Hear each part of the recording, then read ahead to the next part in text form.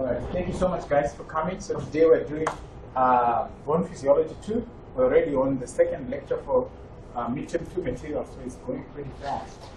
So we'll pretty much talk about growth of bone at the ends, the epiphysis and the diaphysis, and the two kinds of bone growth with the cells involved. We get the endochondral ossification and intermembranous ossification. In the modules, one of the problems you had was, mapping out all the cells and what their role is, and the terms of putting the processes of intramembranous ossification in sequential order and so forth. So we kind of go through that today, so that it is very clear. So, like the two types of growth I was talking about, intermembranous means something like a membrane, something which is flat, something which is like some of the bones in the skull, such as what kind of bones do you think would have the flat bones of the skull, like the parietal, the frontal, all those bones? Okay, they have the intermembranous membrane, meaning flat. Okay, so inside of that membrane will be ossification centers that will then give rise to the bone. Okay, starting with the spongy bone first, and then on the outside, just underneath the membrane, you form the compact bone. Okay, because remember the flat bone structure is got the cancellous bone or spongy bone in the middle, sandwiched with the compact bone on the top. So most of the bones in the skull will be intramembranous ossification, except the occipital bone.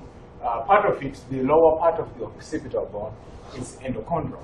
Okay, even though it's like a flat bone, but for some reason it's endochondral.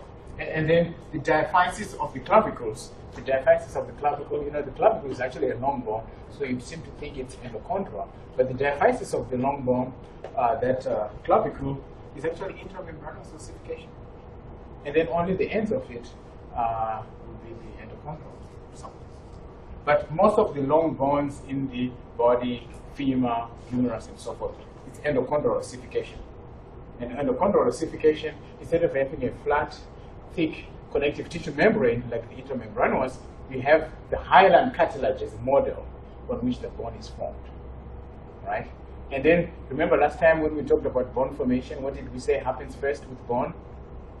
You have to break it down, and then you relay it down, and then you put the inorganic material to make it hard. So the same processes are going to be happening here, where you first make the material.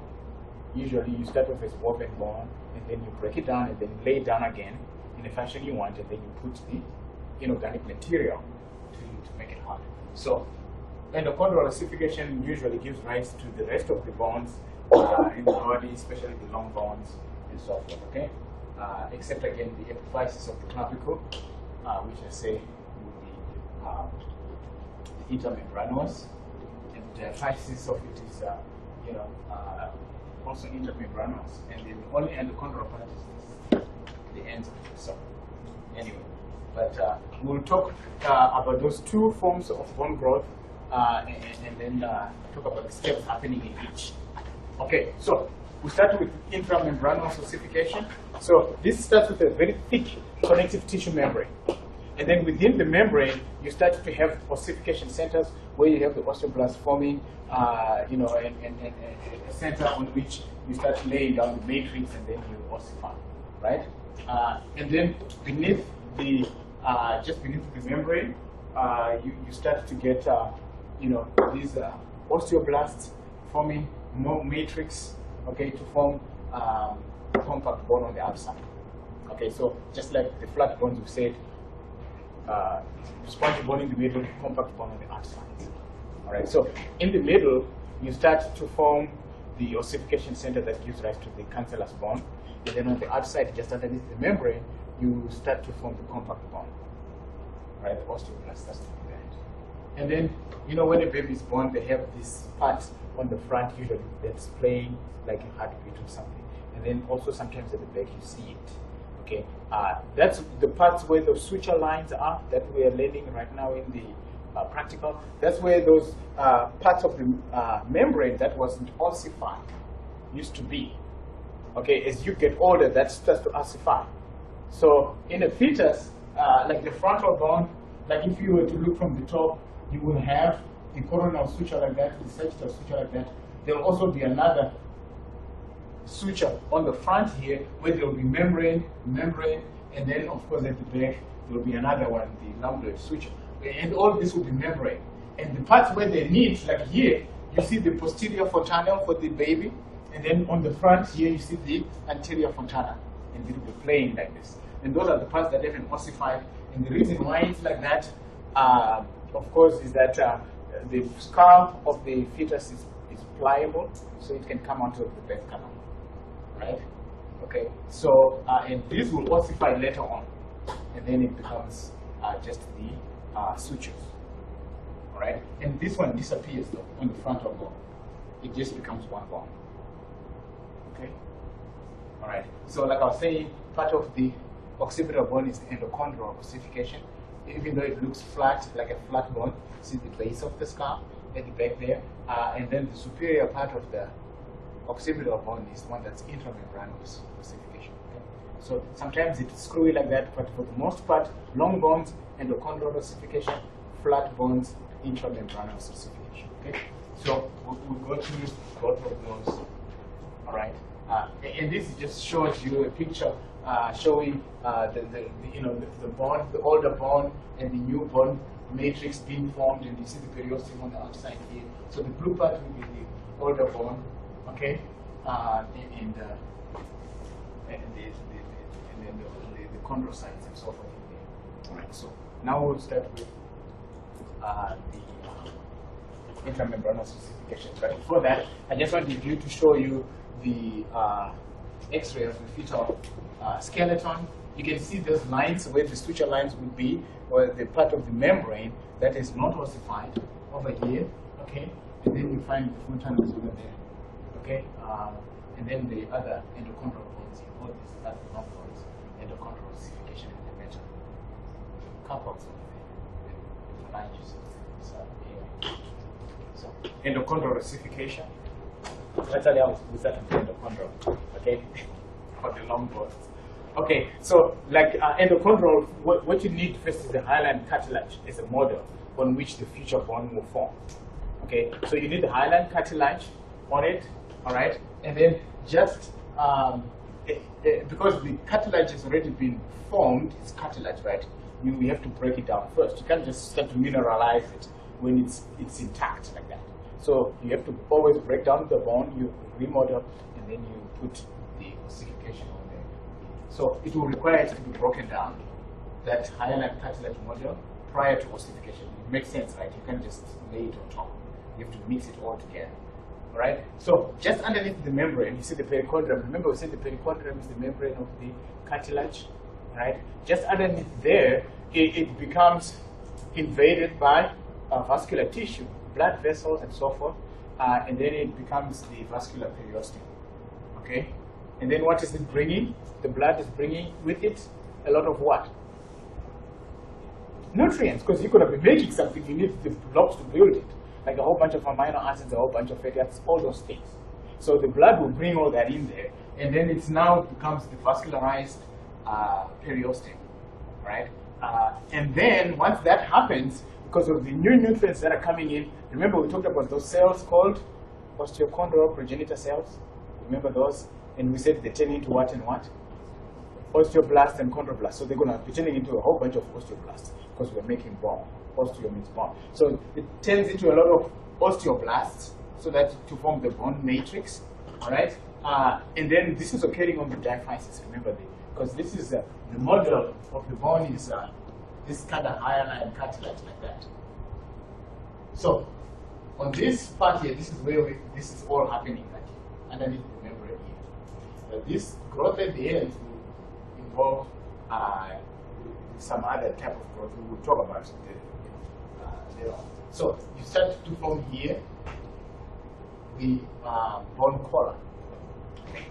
So we get the hyaline cartilage model, and then we get the invasion of the periosteum with blood vessels, okay? And then we get the conversion of those osteochondral progenitor cells into the osteoblasts, okay? Because these steps you have problems within the modules in terms of stepping up all these process is in sequential order because you have to rank them. So that's why we're going to really go through this. Once you have the osteoblasts, once the osteochondral progenitor cells are completed, then you form a whole bunch of matrix, and then you start forming the bone column on the diaphysis, on the long part of it. Okay, on the diaphysis. Okay, so moving on with our little steps. So you have that, you get that, you get that. All right. And then once you get the bone collar, you continue to have all these, blood vessels invading the calcified area, with the bone collar, and then you start to form a primary ossification center. It just means the first center or the first site for ossification will be on the diaphysis. All right. So if you are ranking this in order, the primary will always go on the top because primary is first. And then the medullary cavity will start to form, okay? Because the osteoclast will be kind of sort of breaking away the bone in the middle to form that cavity in the middle, all right? And then the appearance of your secondary ossification center occurs on the ends of the bone, okay? Because you grow it on the bone, on the length of it first, and then on the ends of the epiphysis, you have the secondary ossification centers. So you have the same fraction, a bunch of osteoblasts, because the blood vessels are invading the whole bone, bringing with it osteoblasts, nutrients, and so forth. Okay, and then you start to form matrix there, and then you start to have the secondary ossification centers in the epiphysis. All right, and then of course the epiphysis, with the part that remains as the cartilage. Remember, in young growing bone, we talked about how you have that whitish appearance of the epiphysis, which we call the epiphyseal plate. All right, that is the site of active growth for the bone as it grows in length. And then in future, in this lecture, we'll talk about the growth in length and growth in width and so forth, and growth of the cartilage at the end. Okay, on the ends of the bone. All right. So this epiphyseal plate, which is fibrous and it looks active, and you get a lot of osteoblasts coming from that to form the new matrix as the bone grows in length. After a certain time, when you are all grown up and you the correct height and everything, according to the genetic program, then these lines, these epiphyseal plates become epiphyseal lines, and they become ossified. And the older you are, the more ossified it is, and the more it kind of sort of disappears and it blends in with the rest of the bone. Okay, so you can actually tell approximate age just by looking at the epiphyseal plates and the epiphyseal line.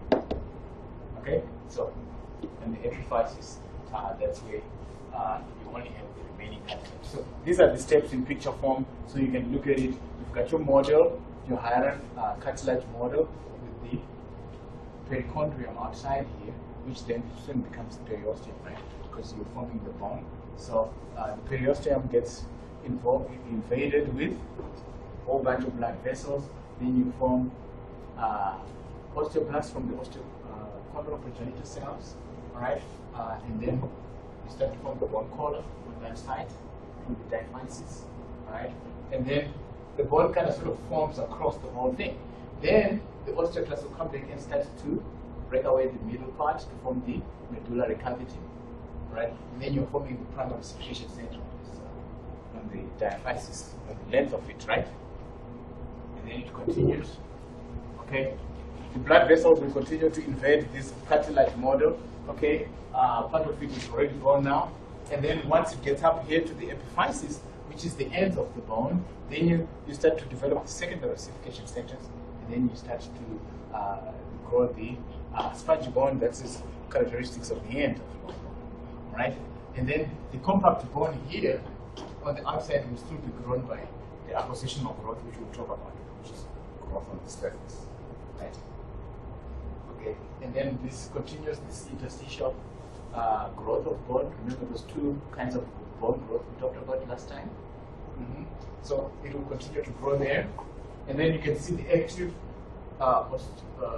epiphyseal plate here, all right, in young growing bone, okay, which then becomes the epiphyseal line once it calcifies as an adult and you stop growing. Okay, but then again at the end, we'll start to talk about the homeostasis of bone, because bone is not created and then just sits there like that. it's constantly being broken down, remodeled or resolved, and then deposited again or built back up again. Like I was saying last time, in 10 years, you have a completely new skeleton on you, every 10 years. So by the time you're 30, you have replaced it at least 3 times your skeleton. So that's amazing right there, right? So in the exam, I'll probably ask you to talk about the steps involved in endochondral ossification, right? And you get your 5 points. Isn't that right, Norma? She's like, what?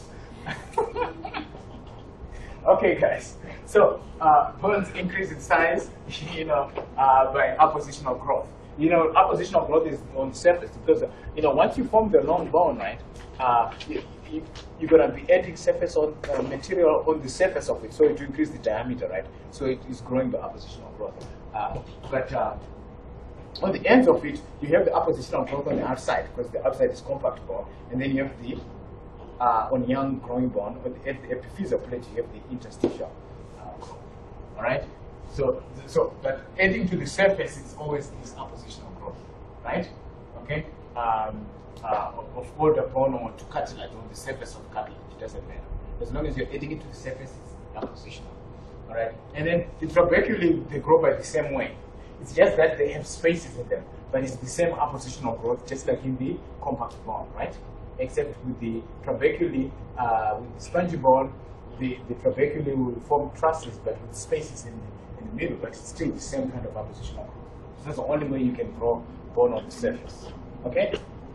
So now we talk about growth in length, right? Bone increases length by growth at the epiphyseal plate, right? The epiphyseal plate is that remnant that's left on the epiphyses, which are the ends of the bone. All right? Okay. By the way, also, I want to mention that on the diaphysis, we were saying the ossification center occurs right there by the bone collar. Okay? It's also called metaphysis. Any part on the bone, whether it be on the epiphysis, like last time we talked about the ossification centers at the epiphysis, are called metaphysis, right? The ossification centers on the diaphysis, on the length of the bone, also called metaphysis. And that was also in your module. Okay? So growth in length is going to involve growth in the epiphyseal plate, right? And it's going to have the 2 forms of growth, okay? The interstitial growth, so that you have cells coming from the epiphysis, epiphyseal plate. So you form a lot of osteoblasts. So you form a lot of cells, and you have a lot of mitosis, and then you form a lot of bone cells, and then you so that you have cells that are resting towards the epiphyseal plate, and then I'll talk about this later. Cells that are increasing in number, so they are proliferating, and then another row where you have the cells growing in size, they're hypertrophy growing in size, and then you have cells on the last 4th row on the inside that have ossified and died, right? So, and we'll show you that in a little bit. So at the epiphyseal plate, you have the interstitial growth from the epiphyseal plate in those 4 zones I just talked about. So it grows in length like this. And then also it's followed by oppositional growth. Because the only way you can add bone on the surface of it, like you see, because the my favorite dog bone or whatever, you see, you got the epiphyseal line here, and then you got the interstitial growth in here because of the cells coming out of here, all those osteoblasts, right? But we talked about how this is all compact bone, right? All this is compact bone, okay? And also surrounding here, all this is compact bone, right? So this part here is what grows by oppositional growth, and in here you form the interstitial growth, so that the bone is growing in the next line, because it increases cells down. So that's why you have these 2 kinds of growth.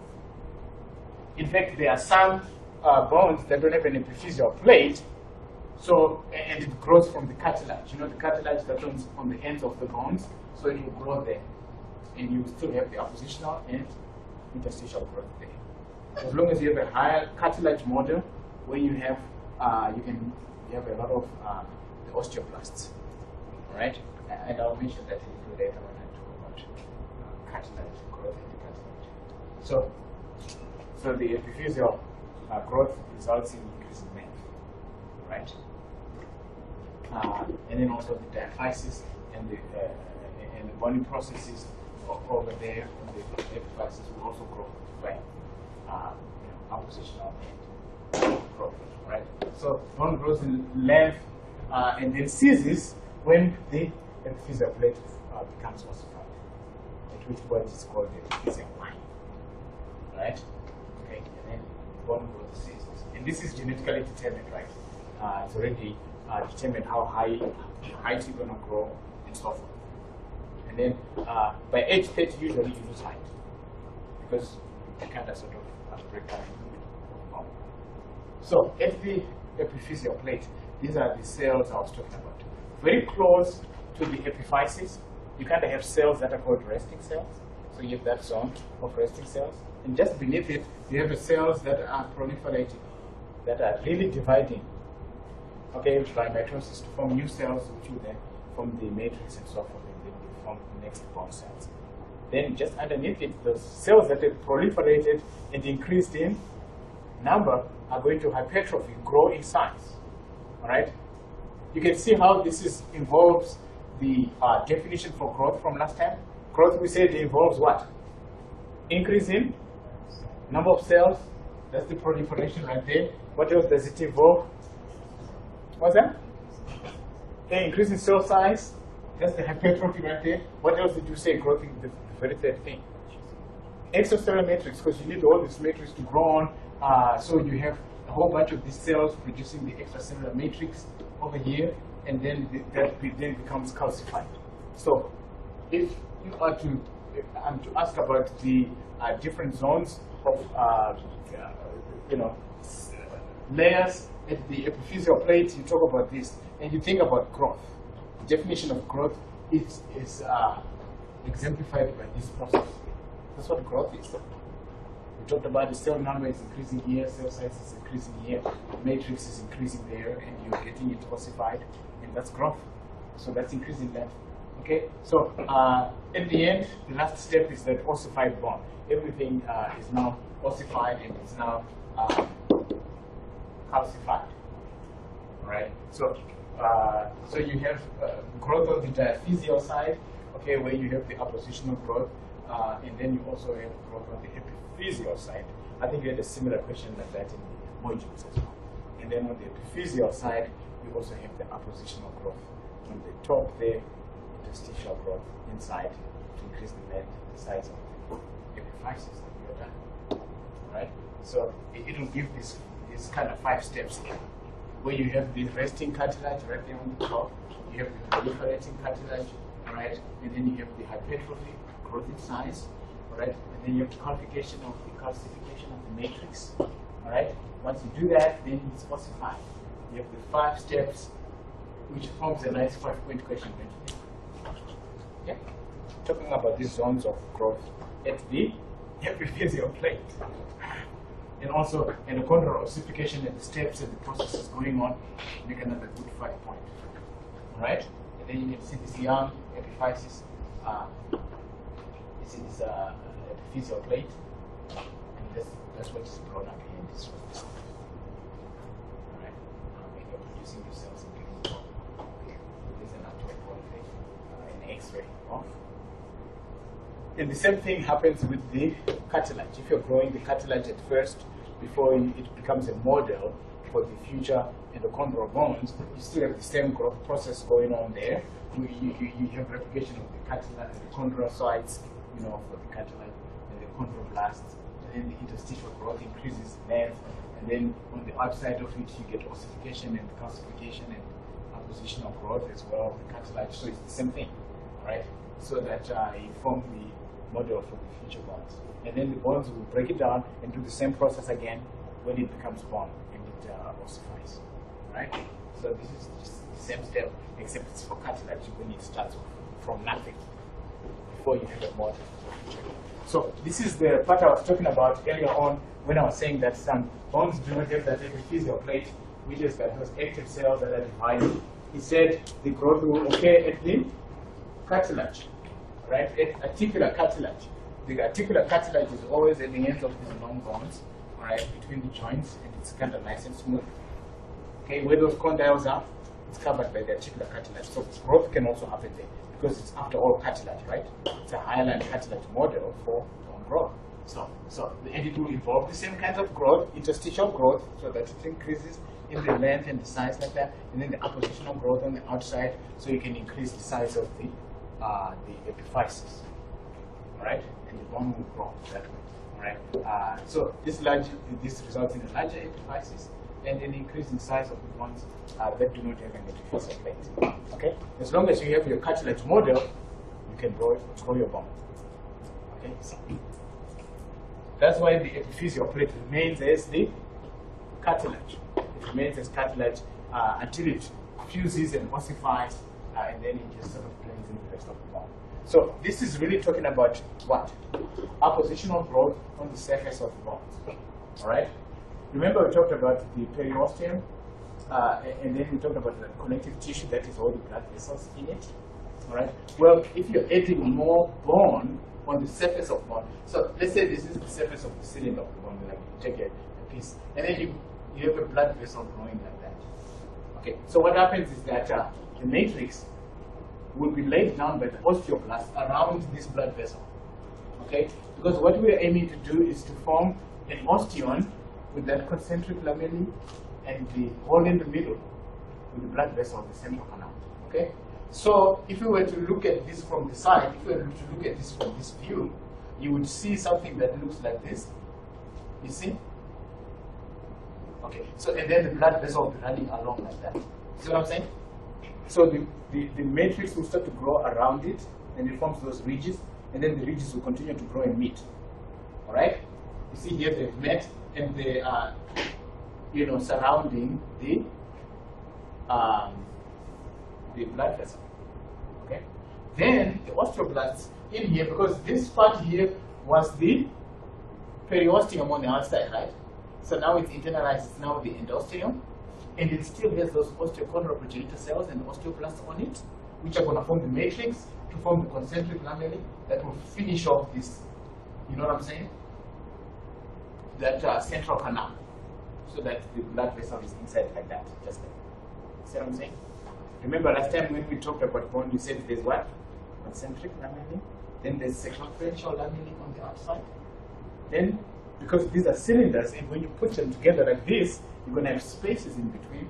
You're going to have the interstitial lamellae. So that's what happens. So the osteoblast on the outside, once you form the osteon with the central canal and the blood vessel running through it, what happens? You then form the interstitial lamellae using this osteoblast on the outside. And then you fill it up, it becomes solid. So let's say this is the surface of bone, like that, of a circular bone, right? And then these are the ends. And then you have an osteon growing here and osteon growing here. You see what I'm saying? On the surface of it. And then this part in the middle here is then filled with interstitial lamellae. And then the bone grows in diameter. You see that? So that's how the bone grows.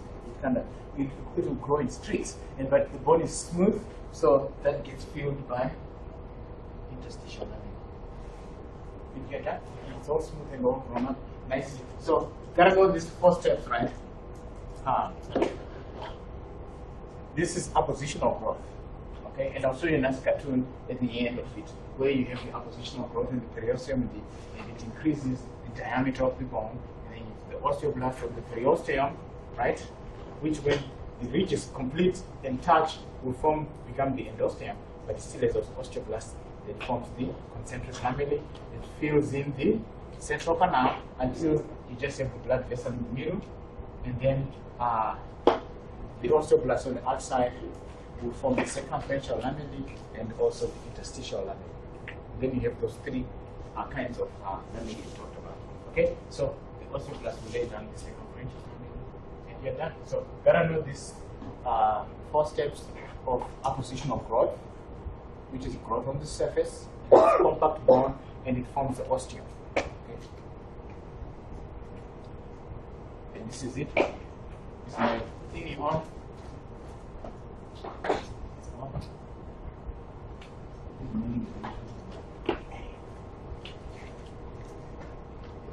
Bones grow through the process of appositional growth, the formation of new bone on the surface of older bone or cartilage. Osteoblasts beneath the periosteum lay down bone to form ridges around a blood vessel.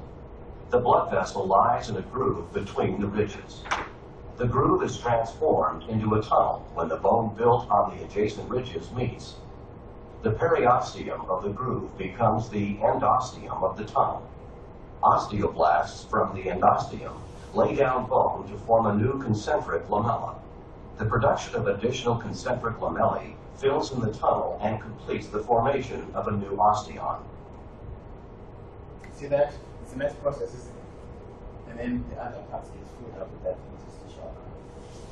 So, all right. So there are certain genetic factors. Genetic factors determine how big the size of the bone and the shape of the bone and so forth. Okay.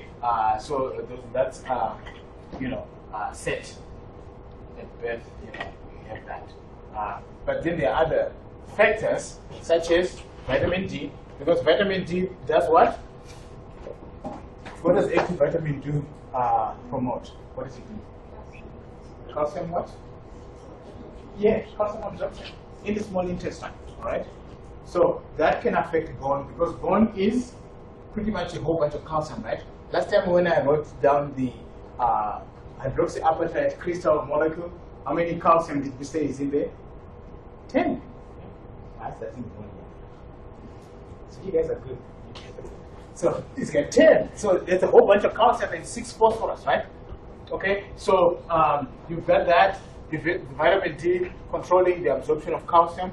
And then you got the hormones, especially the androgens, testosterone and estrogen. They promote bone growth. And they also do what now? Inhibit this hormone called parathyroid hormone. It comes from the parathyroid gland, which is kind of at the back here. It's like 4 dots on the back of the thyroid gland, right around your neck. Well, around the trachea. It doesn't completely go around. But anyway, that's where the parathyroid hormone comes from. And parathyroid hormone activates what kind of cells? Osteoclasts. And what do osteoclasts do? They break down bone. So the testosterone, in terms of promoting growth, they will down-regulate PTH, which means that the osteoclasts are also inhibited, so that you're not breaking down bone more, you're growing down, laying down bone, and also promote another hormone that is involved in calcium deposition in bone called calcitonin. Okay, so that will be upregulated, whereas PTH will be downregulated, because PTH activates osteoclasts, which break down bone. So that's why women, menopausal women, because they don't have estrogen, their bones become weaker because there's no longer that inhibitory function on PTH. Okay? Sometimes it's so bad in some women they need hormone therapy, but you've got to be careful about that, because hormone therapy like estrogen can cause cancers, like breast cancer. You see? Men usually they don't have that problem because the testosterone persists throughout life, and so their bone is a little bit stronger. And there are other things you can do to make it strong, even for women, working out and things like that. And I'll show you a video at the end that kind of talks about osteoporosis and how you can maintain your bone strength as you get older. Okay, so know about the testosterone and the estrogen and what effects they have on bone. Know about, of course, the vitamin D, and know how it's involved in the metabolism of calcium, right? And that it promotes absorption in the small intestine. And of course, the genetic factors determine also bone growth. Sometimes you have a problem with growth hormone over secretion, and you get what's called gigantism and acromegaly, where your bones kind of sort of start growing longer. Your face becomes longer than normal, and you keep getting tall. And that's not good, actually, because you end up not being able to function properly. Balance becomes a problem. All right. So the hormones and these factors are important in bone metabolism. And we'll talk now about the homeostasis of bone and how all these are involved. Okay. Imagine if bone wasn't able to be broken down. Once it's laid down, it's permanent. then you'd have big problems, right? You won't be able to harvest that calcium from it, number one. And if you injure your bone, tough luck, you can't repair it. So this process of being broken down and remodeled is important for repair, changing, and adapting to stresses that you put on the bone. If it's static and it's not doing anything, if you're in a certain environment where you require your bones to be a certain way, you can't adapt to it, and then you perish. So this is all in terms of, making that organism successful in life and being able to adapt. So that's why bone is like that. So it can change in shape and adapt to different situations, adjust to stress.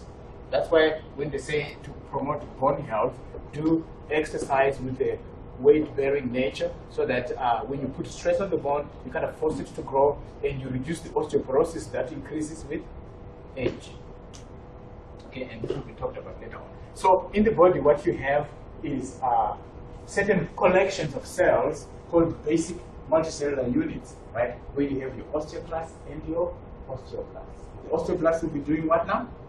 Forming the matrix, right? And the osteoclasts will be giving the breaking down, because whenever you do anything with bone, you have to break it down and remodel.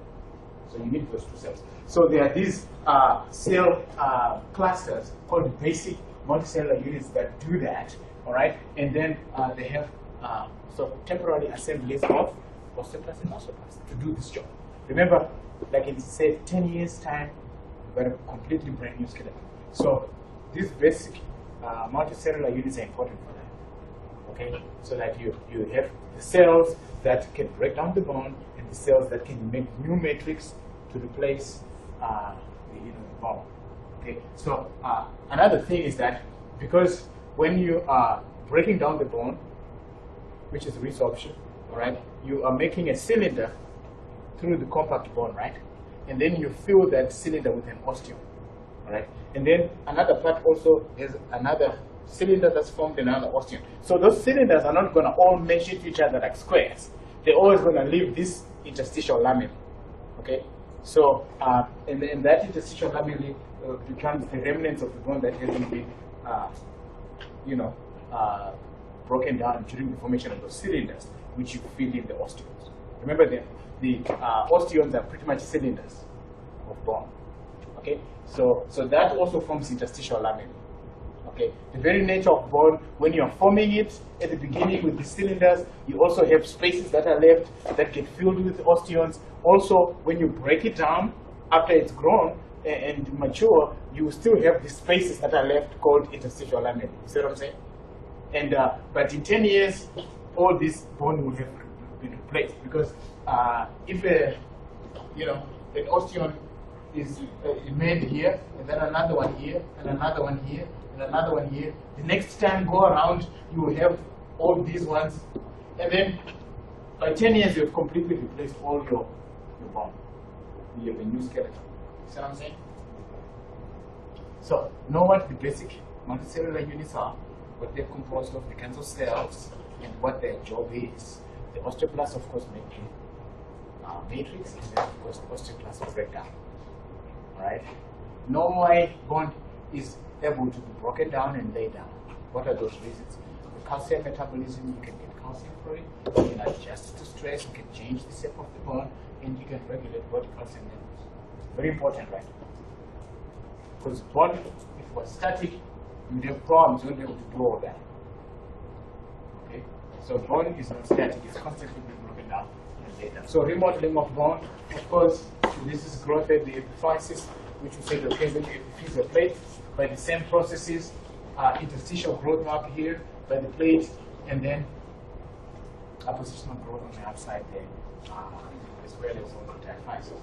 All right, and then this articular cartilage is a bone that when you have the epiphyseal plate, now it's alive on that one because it's calcified. It grows on the articular cartilage. All right, and that's that.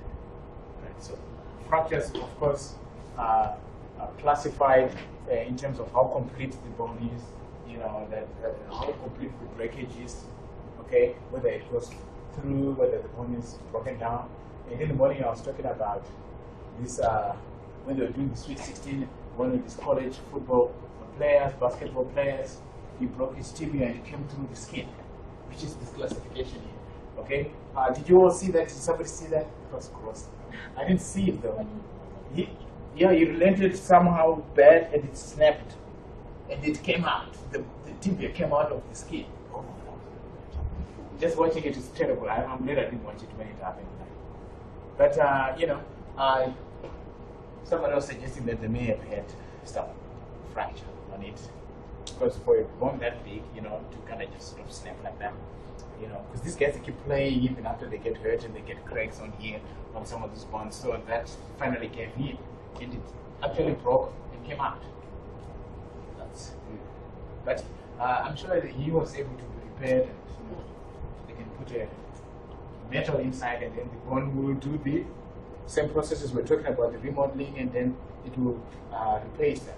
And at the end, we'll also talk about repair of bone and the processes that happen during the process. Alright? So anyway, and this is all in terms of trying to find a way to treat the bone. So you kind of classify it according to how it's broken, because that is a bearing on how you're going to treat it. Yes? Okay, so in order to repair that injury, place the metal inside, once the bone is you take out the metal? Sometimes the metal stays there for line fracture, because you know what, even though you put a cast on it, you can imagine if the guy has weight and the tissue on it has weight. So there's a likelihood that the bone will set bent, but if there's something supporting it, it's going to go straight. And once you do that, sometimes they may place the metals on the one side to kind of support it like that. I'm not sure about some of the treatment, and then they might be able to remove that. But sometimes if they have to really put something inside to kind of hold it like that, then that will stay. But sometimes they put it on the outside of it, and then just to support you that time, and then when it is broken. I think sometimes it depends on how old you are. If you're a young guy like that guy, he's still regenerating the bone, so they may put plates on the outside, so that then once everything is all set and all the bone is healed up, then you can remove it. Yeah, so. They use the same kind of metal that doesn't rust, of course. Yeah, stainless steel. I'm not sure what, but it's got to be some sort of stainless steel. They use the same for your hip area too, like when they're doing replacement. They're pretty much replacing the head of femur, and also the step arm. They put like a plastic material on there. And then on the head of the femur, what they will do is that they will. So the head of the femur is like that, right? And then you have the greater trochanter over here. I mean, this is kind of up here. This was fast. So they put like a ball joint here, so they can do that, put a ball joint metal here, and then with the thing going inside here, with a metal that is then going to be kind of sort of, secured inside of that part of the thing, like that. And then on the acetabulum, they put this, so they use that type of metal, which is unreactive. They make sure it's coated with something that's unreactive to the body. Because some metals will react with the internal body fluids and then you have problems. You may have allergies. Sometimes some others, people may get allergic to it, but I'm sure over time, they've tested different materials and they found the best in terms of being inert, so it doesn't disturb and start to cause a reaction. Because that could be the problem. I think it's Titanium? And that's hard. Something that has to grow onto the bone. Yeah, kind of sort of like that. So yeah, they've done a lot of research on it, and they have a lot of knowledge on it. That they use something that pretty stable in your body. All right. So anyway, that's the classification according to breakage, which is a bearing on how you treat it. So some certain types of this may happen probably in a menopausal woman because of the force that you put on your hip, and then that part breaks down, so that's impacted because of the weight of the body on it. And then when it becomes weaker, sometimes if you put a twisting force on it, it snaps like that, a spiral. because they've got to sort of put them, line them back up together like a jigsaw puzzle, you know what I'm saying, and then they set it like that. Because if you put it wrong, it's gonna cause problems when the bone tries to heal. Okay, so this is just important for diagnostic purposes. So now we talk about bone repair. What are the processes that happen whenever you have an injury like that guy whose tibia went through the skin? You're gonna break some blood vessels, and then blood is gonna accumulate in the area, and that's when you form the hematoma. The hematoma will have a clotted blood. With it, it comes with a whole bunch of white blood cells, things like that you need, because then the likelihood of it being infected by bacteria is high. That's why whenever there's a cut or anything, that part becomes inflamed, which means pretty much blood rushes into the area, and it becomes warm because the blood carries heat with it, right? And then it becomes red because blood is red, and then it swells because there's a lot of fluid in the area, right? So same thing happens here. But with the bone, when let's say you cracked the bone like that, okay, and then you of course broken some blood vessels, the hematoma forms, and also on the outside of it, you're gonna sort of form a collar that kind of surrounds that part that's injured, so that when the repair processes are happening inside, it's kind of protected. You know what I'm saying? It's kind of like, and then towards the end, this will kind of come off. It will be shaved off a little bit. But if you have had a fracture before or some bone that's broken, if you feel it, on that bone there will be a little bump on it, which will be the remnants of this external, matrix that ossifies on the outside to protect while the repair is going on. So first stage or first part of the healing process of bone repair, forming a hematoma, which and then of course it becomes inflamed, and you stop the bleeding when it clots up. All right. So hematoma formation and stoppage of the bleeding, and then of course because of the blood coming in, you form granulation tissue, which is called callus formation. Granulation tissue, what does they say it has? It pretty much has the cells you're going to need, right? Like the fibroblasts, the osteoblasts that are going to be forming a new matrix, right? So, and then that gets embedded with all those cells. And that process is called callus formation, right? So this also with it brings the phagocytic cells, the white blood cells that will start to clean away the bacteria at the site of injury, right? Because there will be bacteria there. But the callus formation itself brings in all those blasts that we talked about, okay? Because osteoblasts, fibroblasts, maybe fibroblasts, and so forth and so forth. All right. So that's callus formation. So like I said, callus formation, you get these cells coming in too that are going to be doing the job of producing the new matrix that will replace the damaged tissue. And then the fibroblasts will secrete all these collagen fibers and whatnot. Osteoblasts will start to form the woven bone. All right. At this stage, of course, you're not concerned about the looks. You're just concerned about having the material that is going to be used to do the repair. So the bone is going to be oriented. And you remember woven bone before it becomes laminar bone and remodeled and stuff, which will happen later. You just want to have the material. And like I said, you have the bulging on the end to protect that part that's injured, so that the repair can go on nicely inside undisturbed. Right? And then some of that will be shaved off at the end. So number 2, callus formation, hematoma formation first, and then you form the clots to stop the bleeding. Then you bring in the cells to do the job, like workmen, if you will. The workhorses, the builders. You bring in the builders, which are the cells, osteoblasts, fibroblasts, whatnot. And then once you have the fibroblasts and the osteoblasts, and they are creating all this matrix, then what? You need to ossify it. Then you need to do ossification. So the callus becomes ossified. You start to lay down the inorganic part, and the bone is formed across the medullary cavity. It just pretty much lays down the bone. It doesn't care at that time, okay? And then as the blood vessels infiltrate that callus tissue, bringing in nutrients and so forth, at the end, you will then just get osteoclasts breaking down that center part and forming the medullary cavity to be restored after that. Okay, so the initial stages of this is to get the material there, okay, to repair the injury, then you can sort it out later. Okay, so the bone grows right across, and it always starts as spongy bone. It always starts as spongy bone because that's one of the spaces, and then over here then oppositional growth will then cause it to become compact bone.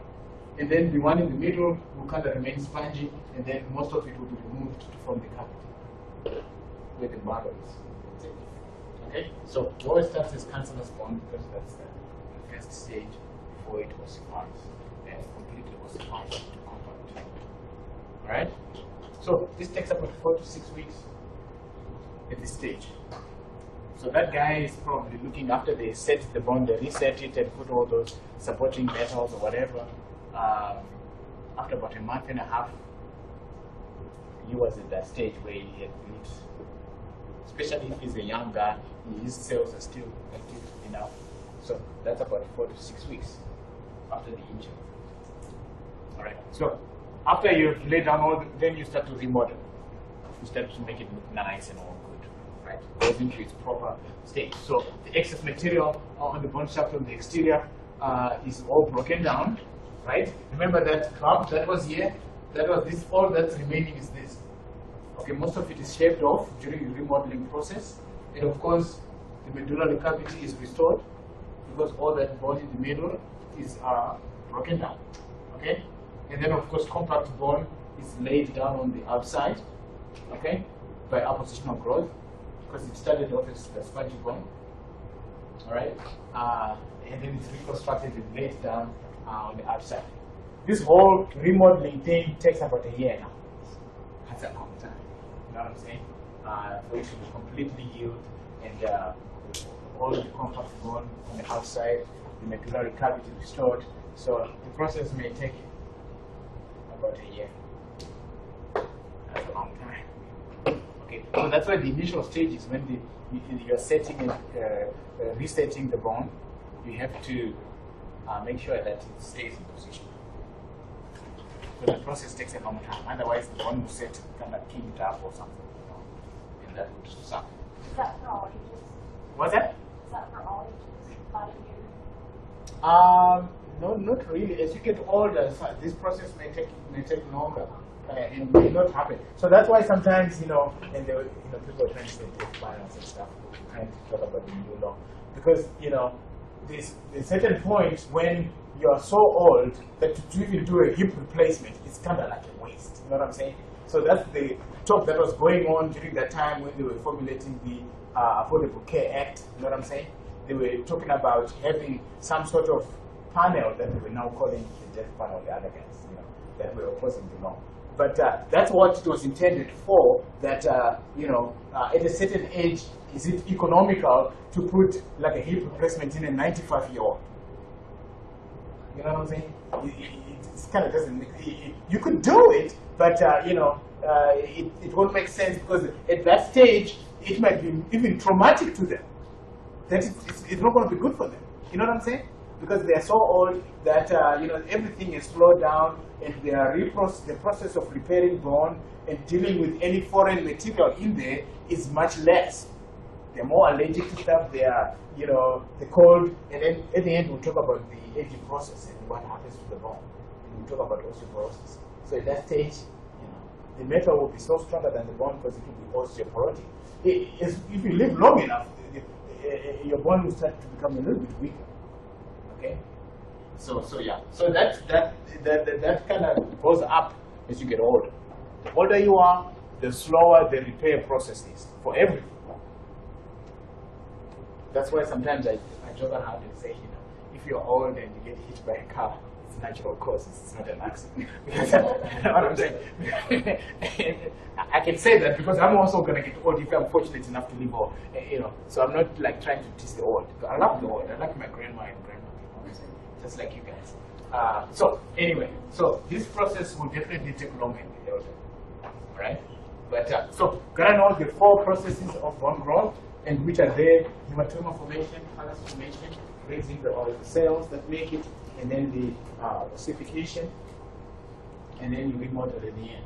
All right, and then you're done. 4 processes. You gotta know these. at each stage you're gonna be able to tell me what's happening, what are the processes involved, and so forth, right? Until you have the remodeled bone at the end of about a year or so, right? Okay, good. All right. So now we talk about bone homeostasis. Earlier on, I was talking about how you have parathyroid hormone. In fact, parathyroid hormone is a hormone that's really concerned, that really impacts the levels of calcium in the blood. Okay, parathyroid hormone from the parathyroid gland. What it does is that it will activate osteoclasts to break down bone, so that you have more calcium in the blood. Okay, that's number one. Okay. But it doesn't just do that. Parathyroid hormone will also activate the formation of vitamin D, active vitamin D in the kidneys, so that you absorb more calcium in the small intestine. Okay, and not only does it do that in the kidneys while it's there, what it's going to do also is going to increase calcium reabsorption, so that you excrete less calcium in your urine.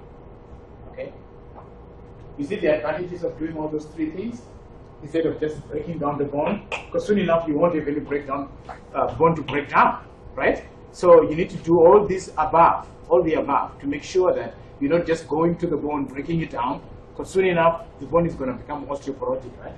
So you need to have different ways of increasing calcium levels. So that's why parathyroid hormone doesn't only just activate osteoclasts, it will also do those things. Activate vitamin D, more absorption in the small intestine, and then it will also cause more reabsorption of calcium in the kidneys, so that you void less in urine. The other hormone is calcitonin, and this one comes from the thyroid gland. It's the one that I say wraps. The thyroid gland wraps around the trachea like that, and it goes to the back and the trachea like that. So at the back, it kind of doesn't touch, and then you have a dot here, a dot here, a dot here, a dot here, and those dots are parathyroid gland. That's what makes parathyroid hormone. And the thyroid gland is the one that makes calcitonin. So this one is kind of hard to remember because the names don't sound alike. But parathyroid hormone comes from the parathyroid gland. Okay, because in the exam I would want you to know what the hormones are involved in the metabolism of bone. Okay, we already talked about estrogen and testosterone. Okay, but now we're talking about parathyroid hormone and what it does. Breaks down bone, so that parathyroid hormone upregulates osteoclasts, right? And then calcitonin will upregulate osteoblasts, because osteoblasts lay down bone, right? So that when your blood calcium levels go up, which hormone is secreted? When blood calcium levels go up, which hormone is secreted? PTH or calcitonin? Yeah, calcitonin, because it's one that's going to take the calcium out of the blood. Okay, take the blood out of the blood. Take the calcium out of the blood and lay it down in the bone, deposit it into the bone. Okay? And then if your blood calcium levels plummet, they go down, then you release PTH. Then it's going to do those three things. One, break down bone, okay, using the osteoclast. Two, reabsorb more calcium in urine, in the kidneys, so that you void less calcium in your urine. And then also activate the formation or activate vitamin D, so that it's active, and then you have more absorption in the small intestine. So I want you to be able to talk about that. I almost always ask about this. That I know this. Okay, all these hormones involved, what they're doing, how they affect calcium levels, and what happens when calcium levels go up, what happens when calcium levels go down. All right, and this is the deal, showing a diagram showing the same thing. In the kidneys here, you make active vitamin D, you reabsorb more calcium at the behest of PTH, and then over here, in the small intestine, the vitamin D goes in there, causes more absorption from the diet of calcium, right? And then one of the other steps is removal of calcium when bone is resorbed. Resorption is breakdown of bone, and deposition is when you lay down bone. Okay, so resorption occurs via osteoclasts, and the PTH activates that, and then you have more calcium from the bone, and it goes into the blood. All right. So that's why you always need good, the correct amount of exogenous calcium, like the milk. Milk is a whole bunch of calcium. Therefore, all the milk here is got vitamin D added to it. No point in taking a whole bunch of calcium and you can't absorb it. So that's why always vitamin D. It's always vitamin D milk. So that's what it is. It's because vitamin D helps you to absorb the calcium. So effects of aging. This is what happens when we get old, right? Okay. Bone matrix is lost. Okay. So the spongy bone will have much more spaces, less trabeculae, those beams and the trusses in there, and then as opposed to normal bone. And I'll show you a picture, and you can see the difference is just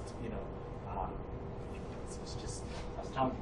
There's a big difference in the osteoporotic bone, and it's weaker. Okay. Of course, the weakness starts in the cancellous bone because there's spaces in it, and then the compact bone follows. All right.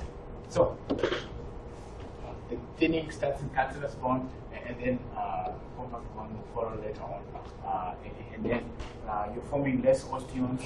Okay. So that's why earlier on when Tracy was asking about that question about how this process is going to affect in the elderly. I mean, the healing process is affected in the elderly. It slows down because you're making less osteons, and the bone repair will take forever.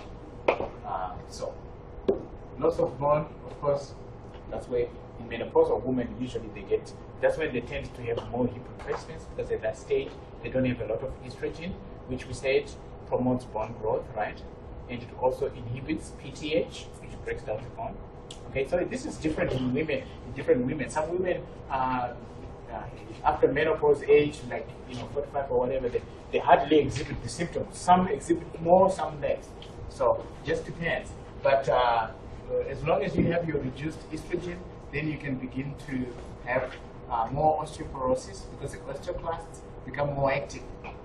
Okay, the osteoblasts, they get their activities surpassed by the osteoclasts, and you can deform the bone. Okay, usually you lose height.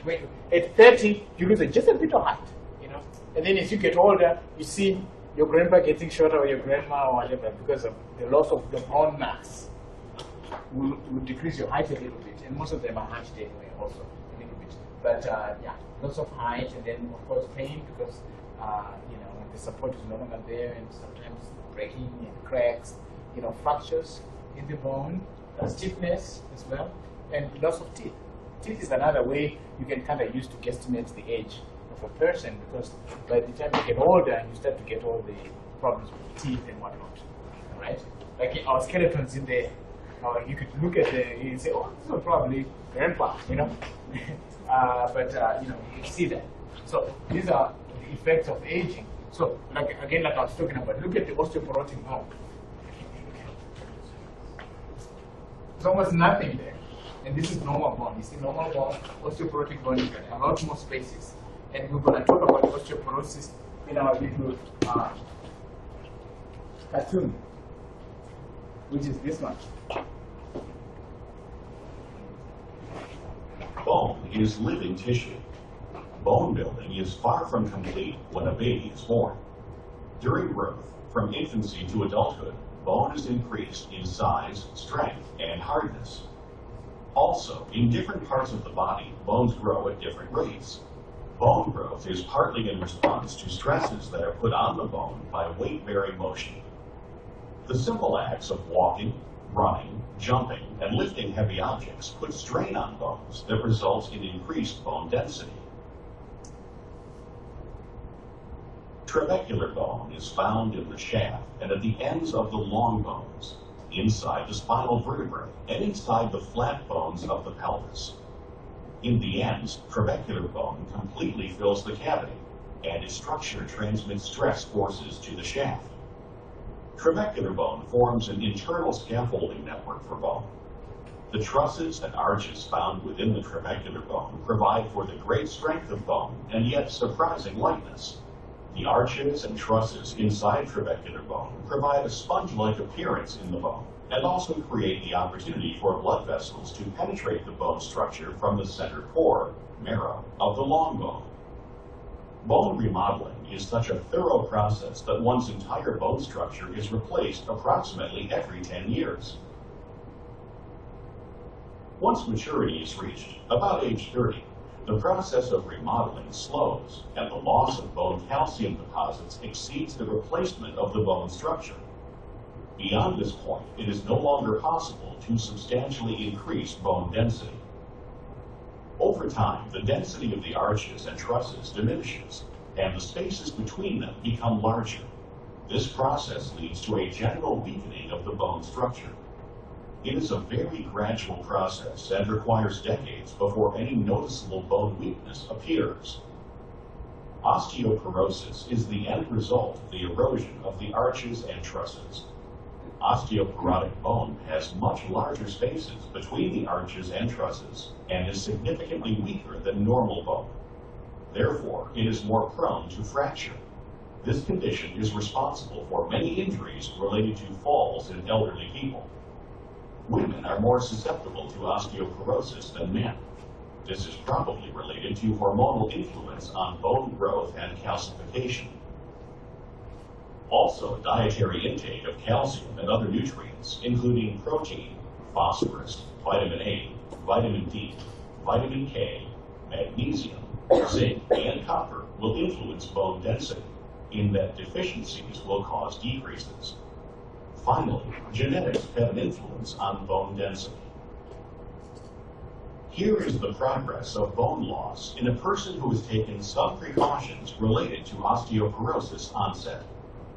Note that as the aging process continues, the rate of erosion of the trabecular structure has slowed, and the end result at age 70 is bone that is stronger and denser than a bone with severe osteoporosis.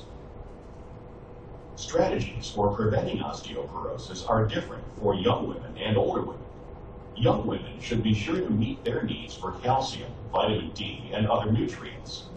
Physical activity of a weight-bearing nature is also important to maintain bone mass. In postmenopausal women, estrogens, estrogen receptor modulators, and calcitonin can slow bone turnover by binding to bone receptors. Calcium supplementation and regular exercise, especially weight-bearing and resistance activities, are important strategies for older people. Finally, since both tobacco smoking and alcohol consumption have negative effects on bone growth, these behaviors should be avoided for healthy bones.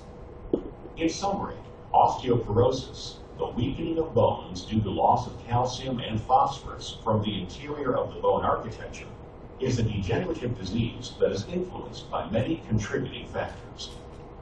Health-promoting interventions such as adequate nutrition and physical activity, and medical interventions such as prescription medications designed to limit progress of osteoporosis, coupled with positive behaviors such as not smoking or using alcohol excessively, can forestall the onset and severity of osteoporosis.